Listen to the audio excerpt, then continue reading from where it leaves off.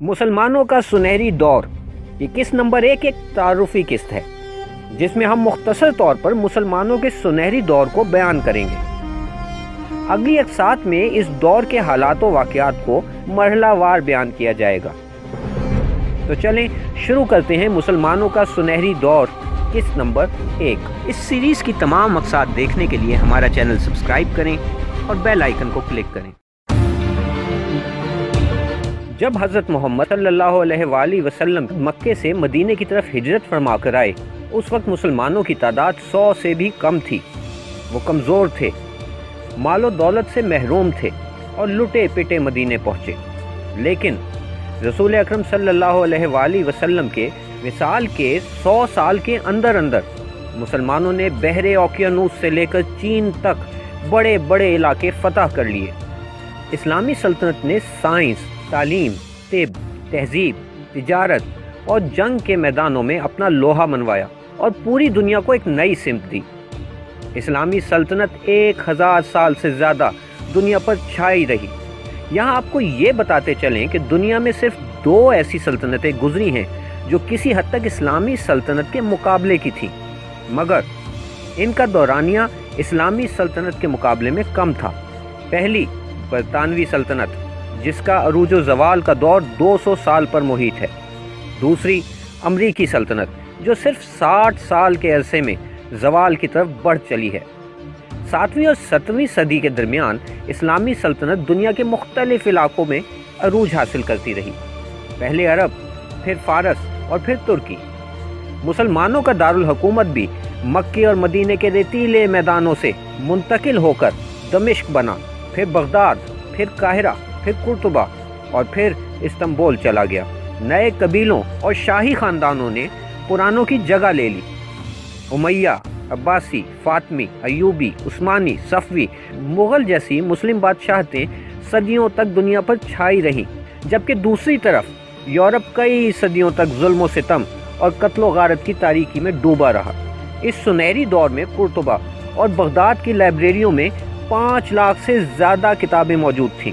پوری دنیا یہاں علم کی پیاس بجھاتی نظر آتی، جبکہ پورے یورپ کی کسی بھی لائبریری میں 1000 سے زیادہ کتابیں نہیں تھیں۔ ابو علی سینا کے لکھے نسخے پورے یورپ میں 5 صدیوں تک راج کرتے رہے۔ ابن فرناس نے اڑنے کا طریقہ 76 سال کی عمر میں پیش کر دنیا کو دنگ کر دیا، جبکہ یورپ میں 6 صدیوں بعد ڈیونسی اڑنے والی ایک مشین کا صرف ڈیزائن بنانے میں کامیاب ہوا۔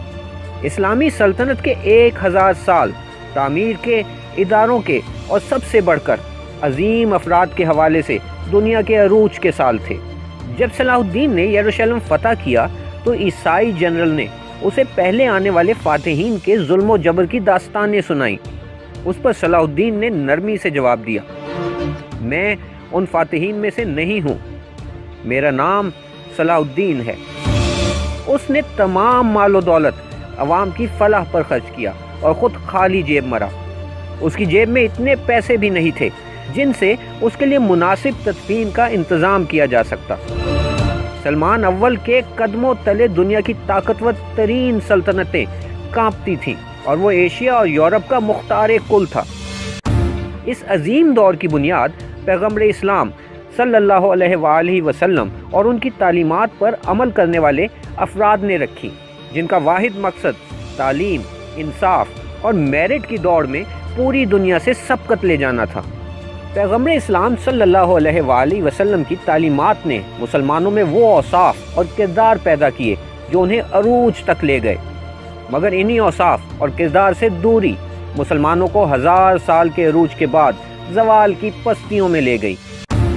اگلے 200 سال تک انہی مسلمانوں کو، جو دنیا کی رہنمائی کرتے تھے، مغرب سے آنے والے آقاؤں نے ذلیل و خوار کیا۔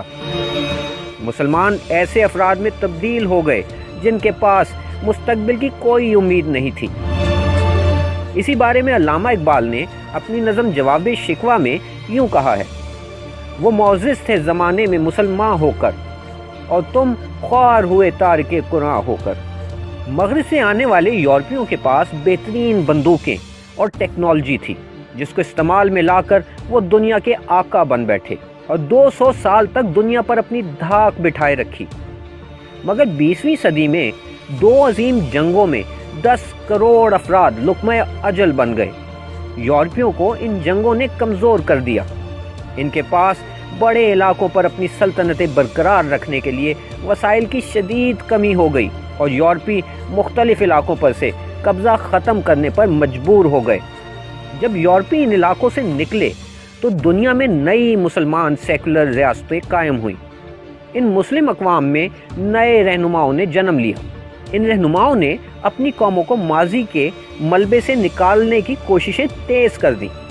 आज जब किसी यूरोपी के सामने मुसलमान का लफ्ज़ बोला जाए तो उसके जहन में तेल, डॉलर, जिहाद, दहशतगर्द और बुर्का पोश ख़वातीन की तस्वीरें घूम जाती हैं।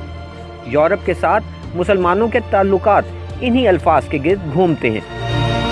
मगर अपनी सीरीज़ मुसलमानों का सुनहरी दौर में हम आपको बताएंगे कि ऐसा हमेशा से नहीं था। इस सीरीज़ में हम आपको मुसलमानों के सुनहरी दौर के अहवाल और इनके अरूजो ज़वाल की वजूहात बयान करेंगे। अगली किस्त में हम आपको ये बताएंगे कि इस सुनहरी दौर की बुनियाद रसूल अकरम सल्लल्लाहु अलैहि वसल्लम और खुलफाए राशिदीन ने कैसे रखी और इस दौरान में क्या वाक़यात रूनुमा हुए। इस सीरीज़ की तमाम मक़साद देखने के लिए हमारा चैनल सब्सक्राइब करें और बेल आइकन को क्लिक करें।